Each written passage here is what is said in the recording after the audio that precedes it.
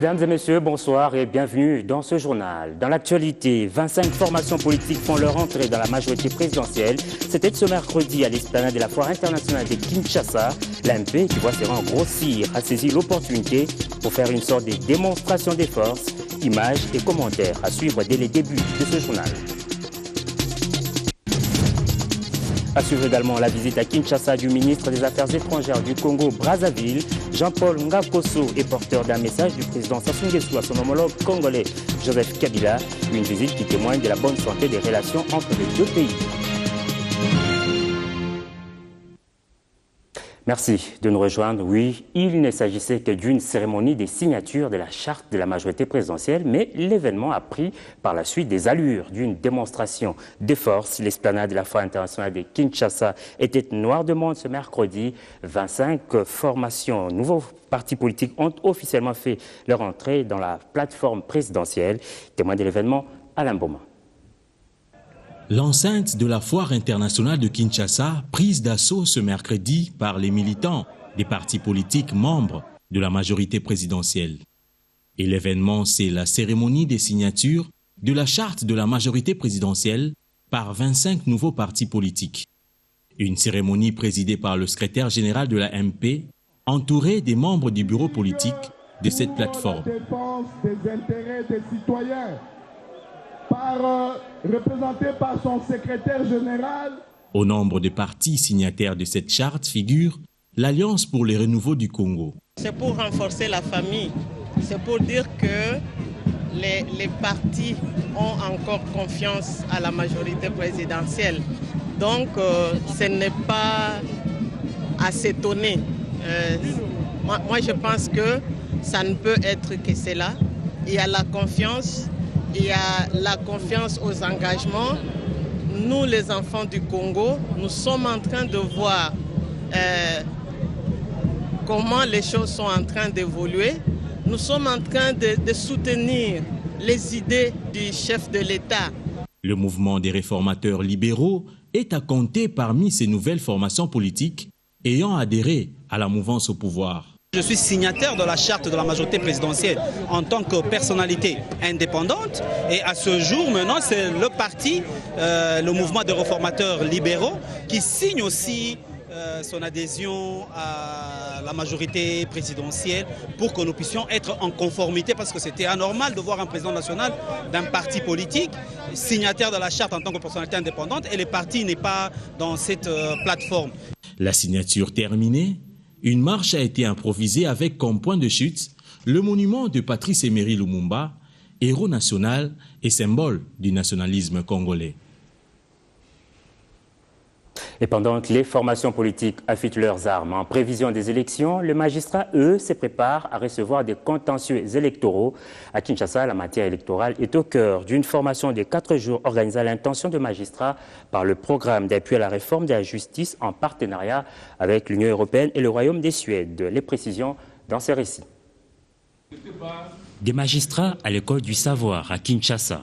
Il s'agit ici d'une formation continue en matière de contentieux électoral. La loi nous fait l'obligation de perfectionner les compétences, les capacités du magistrat dans tous les domaines. Et aujourd'hui, c'est la matière électorale. Donc on doit renforcer les capacités des magistrats. La matière est transsensible, ça concerne notre jeune démocratie et notre pays pour son avancement. Cette formation des 4 jours répartie en sous-thèmes, à savoir l'identification et l'enrôlement des électeurs, le dépôt des candidatures, la campagne électorale et les élections, ne concernent jusqu'ici que de magistrats de Kinshasa. La formation continue concerne actuellement les magistrats de Kinshasa, mais il faut savoir qu'un institut national de formation judiciaire est en cours de création et même aussi en cours de construction, puisque l'immeuble va être bientôt bâti derrière le ministère de la Justice. Et c'est dans ce cadre-là que s'inscrivent les formations que nous appuyons, puisque à terme, elles seront toutes centralisées à travers cet institut. Au terme de cette remise à niveau, les bénéficiaires devront répondre à des objectifs bien précis.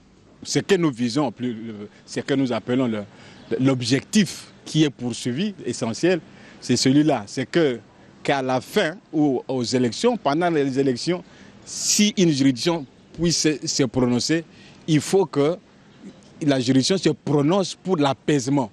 Parce que, étant invité comme un arbitre à trancher un litige, il faut que chaque partie se dise oui, moi j'ai eu raison ou j'ai eu tort. Et ça, conformément à la loi.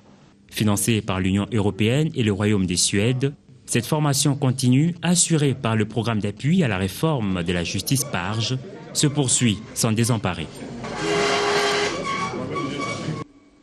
L'actualité, c'est aussi encore le dialogue national. Le commissaire spécial adjoint de la province de la Chuapa, Sébastien Impeto, et sa collègue Marie-Josée Foucault ont dévoilé à Bouende des panneaux qui appellent à la convocation imminente de ce forum, un message qui passe bien, comme nous le confirment les commissaires spéciaux adjoints de la Chuapa. On les écoute. Il est temps pour que les Congolais se mettent ensemble. Il est temps pour que nous puissions éviter les erreurs du passé. Entendez par là, en 2006, il y a eu des élections. Vous connaissez la suite. En 2011, il y en a eu aussi. Il y a eu des gesticulations. Mais maintenant, ils voudraient bien préparer. Si ça va prendre 1 mois, 2 mois, 3 mois, 1 année, 2 ans, 3 ans, pour l'intérêt du pays, je crois qu'il faut le faire. Et donc, la population de la Chuapa est aujourd'hui unie derrière les chefs de l'État pour soutenir le dialogue intercongolais. Et ça, il faut le faire. Et nous sommes très heureux. On va parler diplomatie. Les relations RDC-Congo-Brazzaville sont au beau fixe et se consolident davantage. C'est l'essentiel de ce que l'on peut retenir de la visite officielle à Kinshasa du ministre des Affaires étrangères du Congo-Brazzaville. Jean-Paul Ngakoso est porteur d'un message du président Denis Sassou Nguesso à son homologue congolais. Je vous propose de l'écouter. Kinshasa et Brazzaville, deux capitales les plus proches du monde, deux peuples condamnés à vivre ensemble, malgré ce boulevard naturel qui les sépare, le fleuve Congo. Cependant, ce lien existant entre ces deux peuples est de fois menacé par des querelles humaines, comme celle d'avril 2014, avec les expulsions des ressortissants de la RDC vivant au Congo-Brazzaville. Nous avons tourné la page. Nous avons tourné la page et au mois de décembre dernier, nous nous sommes retrouvés ici à Kinshasa, au sein de la commission Défense et Sécurité, pour baliser le terrain, prendre des dispositions de telle sorte que plus jamais cela ne se produise. La présence du ministre des Affaires étrangères congolaise à Kinshasa a pour, entre autres motifs, de consolider ces liens tant menacés. Jean-Paul Ngakoso est porteur d'un message du président Sassou Nguesso à son homologue Joseph Kabila Kabange. Nous sommes venus simplement consolider ces liens essentiels qui existent si heureusement entre les deux peuples du Congo. La visite du chef de la diplomatie du Congo-Brazzaville intervient au moment où l'Union africaine a désigné un médiateur pour le dialogue politique et inclusif en République démocratique du Congo. Le Congo-Brazza n'a qu'un seul souhait pour la RDC. La paix et l'apaisement. Parce que dans la violence, on ne peut pas faire grand-chose. Quelles que soient les contradictions. C'est ce que nous souhaitons d'ailleurs pour tous les pays, comme le Burundi. Il faut de la pondération. On ne peut pas diriger un pays aux extrêmes. Lorsqu'on a des positions extrêmes en politique, souvent on ne va pas loin. Il faut faire preuve d'ouverture, de tolérance, de tempérance dans la paix. Cette visite de Jean-Paul Ngakoso, qui s'est clôturée mercredi, a permis à cet officiel d'avoir des contacts avec plusieurs leaders de la République démocratique du Congo. Vous suivrez à la fin de ce journal une page magazine consacrée à la visite du ministre du Congo-Brazzaville à Kinshasa. En RDC peut compter sur l'appui logistique et technique de la MONUSCO. La mission onusienne l'a fait savoir ce mercredi lors de sa conférence de presse. La communauté internationale promet son soutien à la mission assignée à Edem Kodjo, émissaire de l'Union africaine pour la RDC. Au cours du point de presse de la mission onusienne ce mercredi, son porte-parole a affirmé que ce soutien sera d'ordre logistique et technique pour lui permettre de réussir sa mission. Nous allons appuyer son action sur le terrain, mais c'est lui qui est le facilitateur. Nous allons apporter donc moyens logistiques, techniques pour accompagner cette médiation. Et nous nous souhaitons une très bonne chance d'ailleurs. Nous espérons qu'au terme des consultations qu'il est en train de mener depuis son arrivée, effectivement, le dialogue va s'engager. L'activisme de différents groupes armés dans la partie Est a également été évoqué. La MONUSCO a par ailleurs confirmé l'incursion des ADF dans le village de Kokola, dans le nord Kivu, et promet de poursuivre les auteurs de ces actes. Autre chose à présent, des malades démunis du centre mère et enfants de la commune de Bumbu ont reçu consolation de la fondation Thérèse Lisungi. Cette organisation sensible aux personnes en situation difficile ne s'est pas rendue dans ce centre les mêmes mortes. C'est ce que nous dit Patricia Panzo. Un mot qui veut dire simplement aide en français porte un caractère très spécifique. La fondation Thérèse Lisungi s'adonne à cet acte généreux par des séances de sensibilisation, mais aussi par l'assistance de personnes malades démunies. Ce mercredi, l'équipe était au centre mère et enfants de la commune de Bumbu, munie des produits médicaux, dont des seringues, des gants, des tensiomètres et des médicaments. Thérèse Lisungi, c'est une personne qui est émue de beaucoup d'amour, de charité pour les autres et qui est venue assister les siens, ses concitoyens. Nous avons porté quelques matériels et médicaments liés à la période post-opératoire. Nous avons également amené quelques médicaments en ce qui concerne l'assistance pour les enfants, parce que c'est un centre mère et enfants. C'est la vocation de la fondation d'aller au secours de malades. On a trouvé beaucoup de cas de démunis ici, dans cet hôpital. Donc je suis vraiment très contente. Un message d'espoir, de ne pas désespérer. Nous sommes là, nous allons organiser beaucoup d'actions. Avec les temps, si Dieu nous prête vie, vraiment, je leur lance un message d'espoir seulement. Après visite et échange, les responsables de ce centre n'ont pas manqué de saluer ce geste. Lorsqu'elle vous arrive, ce n'est pas tous les jours. Et quand nous voyons que la Fondation a dû penser à notre institution, nous ne pouvons que nous réjouir par rapport à ça et les encourager encore à faire plus mieux que ça. Oui, ça va nous aider par rapport à tout ce que nous avons comme taux de fréquentation dans notre structure. Je crois qu'avec beaucoup plus de moyens, ils peuvent faire encore plus mieux que ce qu'ils ont fait. Notons par ailleurs qu'en plus de ce geste humanitaire, la Fondation Thérèse Lisungi a également sensibilisé les femmes et les jeunes filles sur la prévention du cancer du sein. Et puis en sport, les Amavubi du Rwanda sont le premier qualifié pour le quart de finale du CHAN 2016 après leur victoire sur les Panthères du Gabon. Score du match 2-1 au stade Amahoro de Kigali cet après-midi dans le groupe A. Le 11 rwandais totalise 6 points sur le 6 disponible. Et tout à l'heure, la Côte d'Ivoire a eu raison du Maroc 1-0. Demain, les Léopards des RDC matchent le Palanca Negras d'Angola à Boutaré dans le groupe B. La confiance plane du côté des Léopards. Suivez. Mais c'est une nouvelle action pour Mpangui qui va aller chercher le Vumbu et le bon centre enroulé du gauche. Bonne entrée en matière au CHAN Rwanda 2016. Après leur large victoire sur les Walia de l'Éthiopie, les Léopards de la République démocratique du Congo envisagent avec optimisme leur rencontre contre l'Angola de ce jeudi.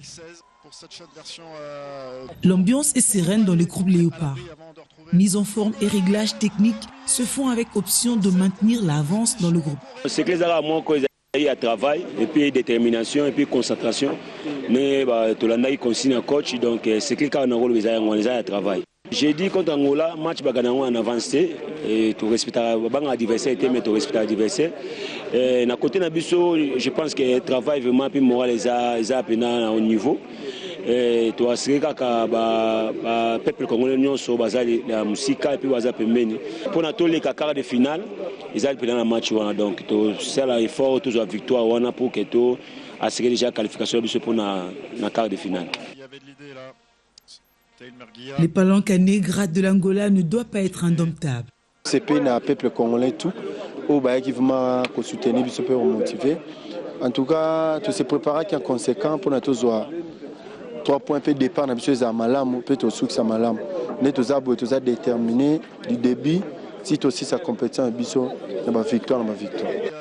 Le duel sera âpre entre les voisins congolais et angolais, surtout que les Angolais tiennent à laver la défaite face au lion indomptable du Cameroun. On voulait gagner le premier match, c'était important pour nous. On sait la difficulté qu'on a quand on a une compétition à 4. Quand on rate le premier match, ça devient psychologiquement difficile. Donc on tenait à remporter ce match et aussi le suivant pour se qualifier un petit peu plus facilement qu'on a pu le faire ces dernières années. Donc mission accomplie de ce côté-là. Il restera celui de l'Angola en particulier. L'entrée en deuxième journée de ce CHAN Rwanda est pour les poulains d'Ibenge très capitale. En cas de victoire face à l'Angola, les Léopards seront d'office qualifiés pour le quart de finale du CHAN Rwanda 2016. Changeons de discipline, parlons karaté Shotokan. L'entente urbaine des karaté Kinshasa-Kilimani a ouvert la saison sportive 2016 par une cérémonie d'échange de vœux. Cette manifestation a débuté par une marche et un tournoi des circonstances. Jean-Louis Lukanda. 700 athlètes, 22 officiels et 15 femmes pratiquant l'Unzango moderne sont tous partis du rond-point Mandela en passant par l'avenue de Libération, ex-24 novembre, boulevard Triomphal, pour arriver au terrain de handball du stade de Martyrs de la Pentecôte. Aujourd'hui, nous savons qu'il y a une seule fédération. Alors, nous allons demander que nous puissions continuer pour aider la jeunesse. Cette jeunesse doit évoluer, cette jeunesse doit trouver des opportunités de s'ouvrir parce que parmi vous, il y a des athlètes qui doivent amener les drapeaux de la RDC très loin. Un match d'Nzango en exhibition, quelques démonstrations de self-défense et les karatékas se sont mesurés en kumite et kata.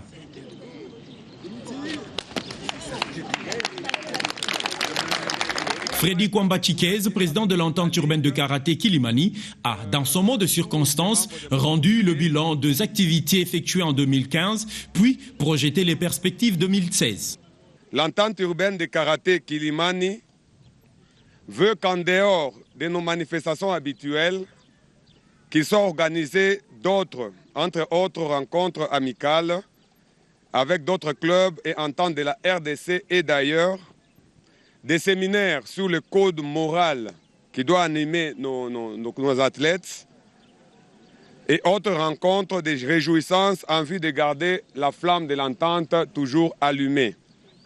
Une cérémonie d'échange de vœux entre les membres du comité exécutif et les athlètes de l'entente de karaté Kilimani, initiée pour renforcer les liens entre dirigeants et compétiteurs. Et voilà pour l'actualité. Merci de l'avoir suivi. Prochain rendez-vous avec l'actualité, 23h30.